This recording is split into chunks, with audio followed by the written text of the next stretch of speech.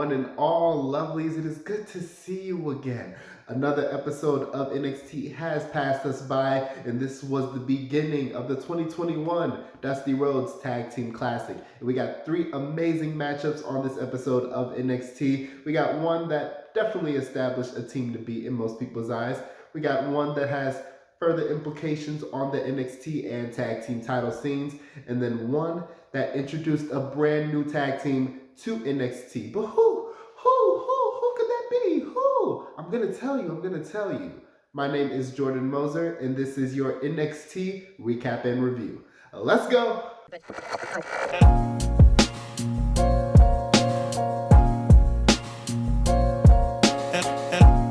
First up in the night, we do have a feud that has been brimming for months. We got Shotzi Blackheart versus Candice LeRae. They have been through war games, crushed tanks, all that, and then they simply end up at a one-on-one match. I can't knock it, cool. But they're nose to know the start. You can see the anger and the tension brewing, but it's a lot of mat work to start, a lot of ground game, not what you expect from a feud such as this one. But Shotzi is pretty much in firm control at the beginning of the match until Indi Hartwell does interfere, which we see as a big theme a lot with the way coming up in the night, and she allows Candice to take control going into our commercial break.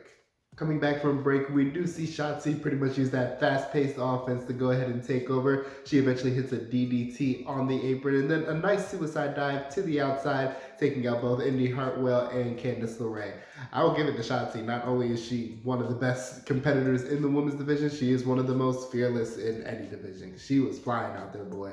But we do see the end of this match come up. Shotzi is going up on top for a big move. We see Indi Hartwell interfere again. She gets knocked out on the outside, and this allows Candice LeRae to come up on that middle rope, hit a swinging net breaker from that middle rope. 1, 2, 3 for the victory of Candice LeRae and the way in general. Good action between these two. I definitely didn't expect nothing less from them going into it. I definitely expected Shotzi to get some sort of big singles win from this feud, but it didn't happen. That's okay. You take what you can get. I definitely expect her to have a big showing in the Women's Dusty Rhodes Tag Team Classic. Maybe beating Candice and Indi along the way. You never know. Maybe get a modicum of revenge. But all in all, outside of the Indi Hartwell interference throughout the match, definitely solid action between these two. Next up in the night, we do get mic time from the NXT champion, Finn Balor. He's talking about last week at New Year's Eve, how he beat Kyle O'Reilly. He's like, nah, Kyle O'Reilly, he's pretty good. He's pretty great. But I'm just better. Like, they don't make the cloth that I'm cut from anymore. And I was like, well, why'd they stop making it? Explain it to me, Mr. Balor. But he's pretty much just explaining, like, whoever's next, y'all better be wary. You better be careful, because I'm the champ around here. And that eventually brings out the Brits. I don't know what to call them, really. They're just the Brits for now. Pete Dunne, tag team champions, Oney Lorcan and Danny Burch. And Pete Dunne is pretty much just coming out here staking his claim for the NXT championship. He's like, hey, the only reason you are the king or were the king of European wrestling and still have that title is because I haven't taken those from you yet. And I was like, ooh, they're taking it across the pond. Okay. This eventually leads to the brawl between Balor and the 3 guys. This brings out Kyle O'Reilly at first, and he's just coming battling back, and he's getting demolished as well. And this eventually brings out the rest of Undisputed Era in Adam Cole and Roderick Strong. And this kind of leads to a face-off between the faction and Mr. Balor in the ring. And they just kind of stare at each other for like 30 seconds. It was like a really long stare down, and then he just leaves the ring. Nothing too much to go home about for this one. Definitely just a basic little segment, but definitely builds anticipation for what's going to happen in the main event, which we will get to, of course. Next up in our first match from the Dusty Rhodes Tag Team Classic of the evening, we got the grizzled young veterans against the team of Ever-Rise. We do see the veterans kind of playing up the heel factor more than they have since they've been back here in NXT, and we see Ever-Rise seemingly playing the babyface for this matchup. We do got a really neat spot at the beginning of the match. We see James Drake losing his mind in the ring. Zach Gibson pulls him out. He's like, hey man, hey young buck, chill out, man. We got this. Don't lose your head. Come on now. He's pretty much playing the de facto leader or the elder statesman of the team, if you would say. But yeah, he definitely proved his worth here, because they definitely took control right after that throughout the rest of the matchup. We see Martel get a tag in later on during the matchup, and he He comes in hot. He comes in guns blazing. He's hitting those chops and those punches. He looked really unathletic doing it, but it was just a funny and nice hot tag. I can't be mad at it at all. They actually had a really nice move as well where they hit a pop-up spear on Gibson for a 2 count. That was actually really good looking as well. But we do see later on in the match, near the end of the match, they're going for their finisher in the corner. I have no idea what their finisher is because they've never hit it before. We see them going for that finisher. We see Drake pull Parker out of the ring. This all leads to a drop kick to Martel in the corner. Ticket to Mayhem. A 1-2-3 victory for the Grizzled Young Veterans. Solid action from these two teams. The Grizzled Young Veterans definitely played the heels that they are supposed to be. Everrise definitely proved their worth just in this tag team action. As one of the lesser teams in NXT, they definitely continue to show why they're here. And the right team advanced onto the second round in the Dusty Rhodes Tag Team Classic. Solid action all around. Next up, we do get a nice little video package around Raquel Gonzalez. She's talking about how she beat up Rhea Ripley last week in that last women's standing match, left her laying, left her decimated. But now she's got a new target. She's going after the NXT Women's Champion, Io Shirai. She's the next challenger. It's looking like what they're kind of propping up. We'll probably see Mercedes Martinez in the mix somewhere in there as well, but Raquel is definitely being prepped as the next woman to take on Io Shirai, and I am all for it. She has been a monster as of late. She won the match last week, one of the best matches of the week last week. I don't hate this at all. Bring it on, please.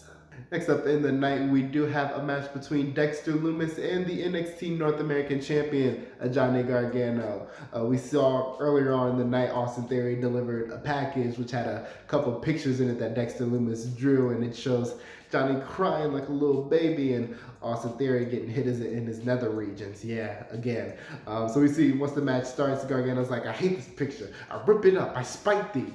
And Lumis didn't like that at all. He just starts rocking him. He's getting all up in his face, all weird, like getting close like this. Like, that's how close he was, with his eyes wide open like this. Like, if you're not doing this with somebody you're intimate with, you're just weird. Like, just weird, stalker type stuff. And he's not a bad wrestler, and he's not unathletic either. It's just his character does not hit at all, and it doesn't really translate to the ring either. But we do see him in control really for most of this matchup. We do see near the end, he's pretty much going for the silencer a couple times. Theory eventually gets involved, which, like I said, is just a thing for the way tonight. That's something that they do. Theory eventually gets rocked. We see Gargano. He tries to get the one final beat on him. He eventually catches it, but Theory's here. He's back again. He's back again. He's over the top rope, just messing with Lumis. He flips him over, and that eventually takes the momentum over for Johnny Gargano to roll him up, get the 1-2-3 and the victory, and scamper on out the ring. And after this match, we do see Dexter Lumis just not happy.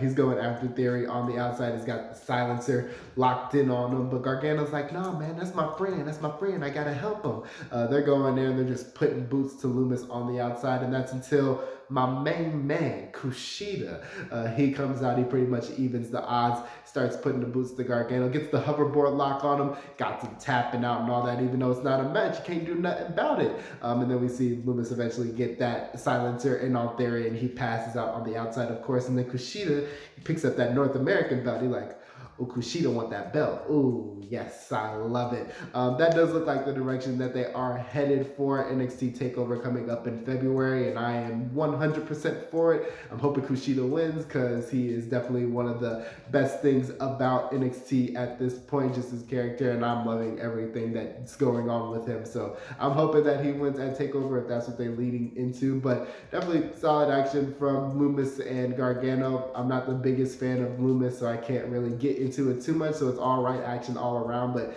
definitely hoping that Kushida and Gargano just make their way over the next couple weeks. I can't wait. Next up, we do have a little sit-down segment. We get Wade Barrett moderating between Tommaso Ciampa and Timothy Thatcher ahead of their Fight Pit match next week. Thank the Lord. But yeah, I always love when NXT produces segments like this because they definitely give a feel for the atmosphere of the match. They're always really, really good. But this was just intense stuff. We actually get the reasoning why Ciampa went after Thatcher in the first place, and that's because he's a cruddy coach. You know, he was exposing young wrestlers out in the world world and in the ring, berating them, demeaning them, and Ciampa had to stand up for him. It's definitely commendable stuff. But I am theming for next week. We actually just got some intensity here. We see Thatcher pretty much mention, hey, a lion doesn't have to explain what he's gonna do to a zebra in that fight pit because I'm a different animal. And Ciampa's like, do I look like a freaking zebra to you? And I was like, hey, bro, you got it. Like, chill. Like, we gonna see him next week. You gonna see him next week. You got this. I am feeding for this matchup. The fact that they didn't really have any hate between the two, like before, like 2 months ago, that it just like culminated to this off of really nothing. I'm feeding for this. I'm really excited. So I can't wait for next week. Next up, we do get the second match from the Dusty Rhodes Tag Team Classic of the evening. We got Jake Atlas and Swerve Scott against the new team of MSK, which turned out to be the Rascals, newly christened Nash Carter and Wesley, coming over from Impact. They really could not have come up with worse names for those two, literally. And we also don't know what MSK means yet. They completely left all that out, but we'll figure that out later on, of course. But this was a phenomenal debut match. Like, I loved every part of this. Near the beginning of the match, Lee and Carter pretty much got to show off what they can do individually in the ring and just having fun with that, showing off their high-flying moves. But the back end of this match, all fast-paced action. Like, all four people in the ring were pretty much high flyers, and so this did not disappoint in just fast action, high-flying action. Definitely a lot more than we got. This is back end of 2020. It was a lot of grounded tag team action with like Imperium. Breezango is actually a little bit more grounded as well, things like that. This was balls to the wall like action throughout all of it. I loved it. Then we see the end of this match come up where everybody's pretty much laid down on the outside of the ring. Everybody's taken. Now we see back inside the ring, Carter gets the tag in, and after a bit of a double team advantage with him and Lee, they hit this lifting blockbuster for the 1-2-3 and the win for MSK.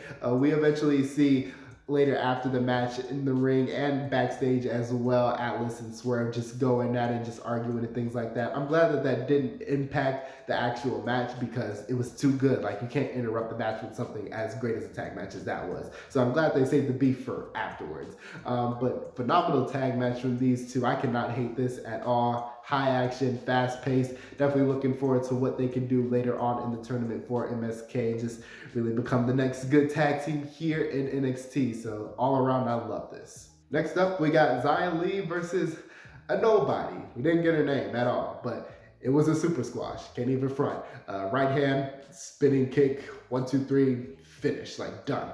That was quick.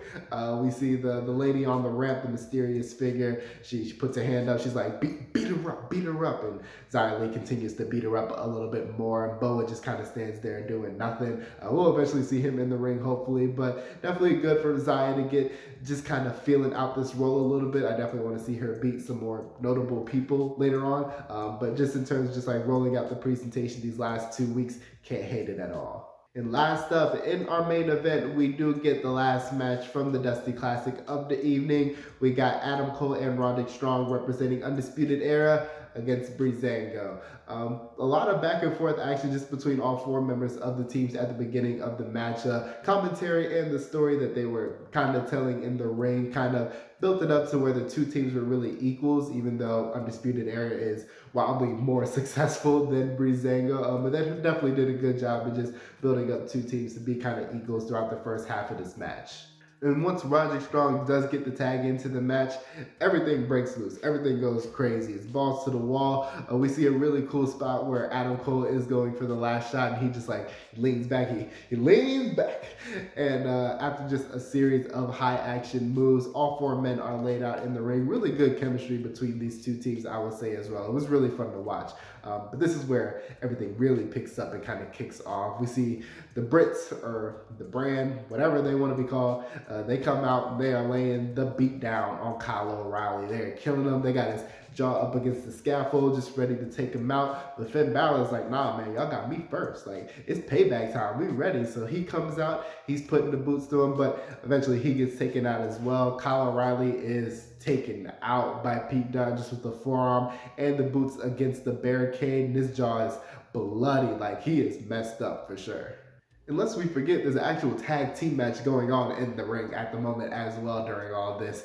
We see them coming up to the end of the match. We see Roger Strong, he takes out Tyler Breeze with the knee to the outside. And this leaves Fandango on the top rope. He's just ready to do that patented diving leg drop from the top. And he dives and boop!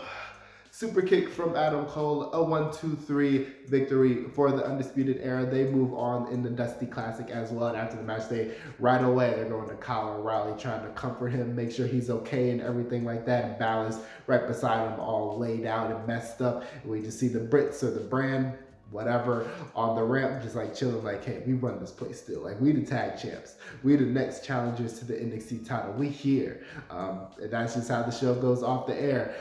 Really cool tag team match between the two teams. Definitely like the outside stuff. It didn't really get too messy, but it just got this nice bit of involvement just for everything that's going on and kind of melding the two stories together for what we're going to get in the next couple of weeks. I can't wait. I was definitely just excited for where they were going just leading up to TakeOver, and this provided a nice little blueprint. So I can't wait for everything that's going on, but definitely solid tag team action from the two teams. Can't hate on it at all.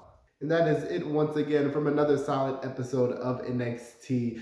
We just got a really come down episode from New Year's Evil, because New Year's Evil was a lot. But definitely with the start of the Dusty Rhodes Tag Team Classic, the debut of MSK, really nice main event. Just a lot of new feuds and old feuds kind of burgeoning, coming into TakeOver in February. Even the North American title scene with Kushida and Johnny Gargano kind of burgeoning a little bit as well. Just leading into TakeOver, they gave us just a really nice blueprint for everything that's going to go down. And I can't wait to see how they come up with it in the next couple of weeks. So that is going to be it from your boy. Solid episode all around. You know what to do. Like, share, subscribe, the whole nine, everything like that. You will see me once again later on. But that is it from me. I'm out. Peace. Love God. Always be easy, y'all. Be easy.